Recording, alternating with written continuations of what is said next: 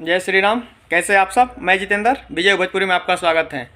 आज हम इस वीडियो में बात करने आए हैं अखिलेश कश्यप जी के बारे में और मनोज मिश्रा जी के भी बात करेंगे, आदिशक्ति फिल्म के मालिक। पहले तो हम बात करेंगे कश्यप जी का। भाई साहब कश्यप जी जिसके साथ रहते हैं, मतलब जो उनके जीवन में आया है, मतलब उनके लिए कुछ किया है, वो उनको कभी नहीं भूलते हैं, चाहे उनके साथ कुछ भी हो।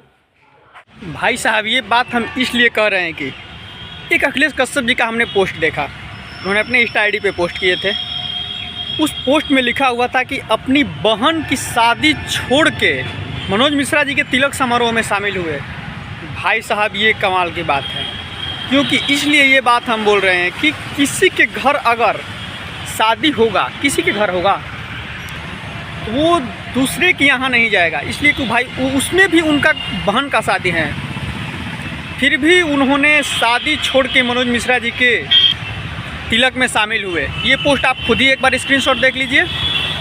इस पोस्ट में लिखा हुआ भी है कि जिसने कश्यप को कहर दिए उनके यहाँ, आप खुद ही एक बार देख लीजिए।